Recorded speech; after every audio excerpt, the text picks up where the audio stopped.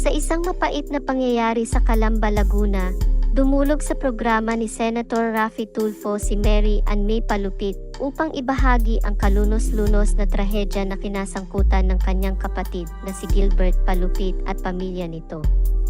Ang kanilang tricycle ay naaksidente matapos araruhin ng isang pick-up truck sa isang bangketa.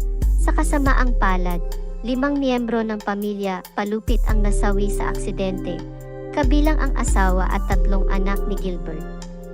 Ang isa pang anak, bagamat nabuhay, ay nasa kritikal na kalagayan sa intensive care unit. Kinilala naman ang driver ng pick-up truck na si Engineer Alice sa may Abitria at lumabas na lasing ito nang mangyari ang aksidente.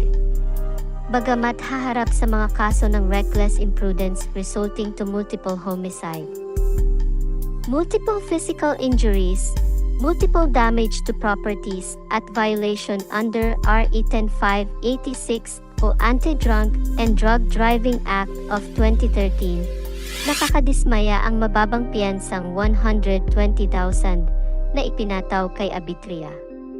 Paliwanag naman ni Senator Raffy Tulfo, napapanahon na para maisabatas na ang lahat ng lasing habang nagmamaneho at bumagsak sa breath analyzer test ay agarang mare-revoke ang driver's license nito ng habang buhay.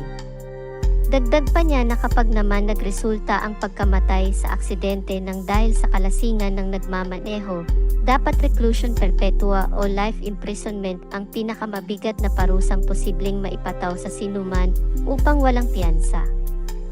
Hindi sapat ang 120,000 na piyansa para sa 5 buhay na nawala, mariing sabi ni Senator Tulfo.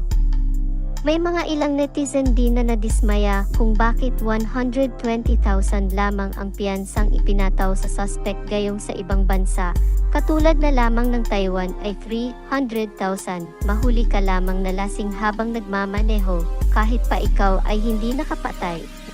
Siniguro naman ni Senator Raffy Tulfo sa mga kamag-anak ng pamilya Palupit na hindi sila mag-iisa sa laban para sa katarungan. Nangako siyang tutulungan ang mga ito at gagawin ang lahat upang mapanagot ang may sala sa trahedyang ito. Nananatili ang pangako ni Senator Tulfo na ipaglalaban ang hustisya, hindi lamang para sa pamilya Palupit, kundi para sa lahat ng biktima ng aksidente dulot ng kapabayaan.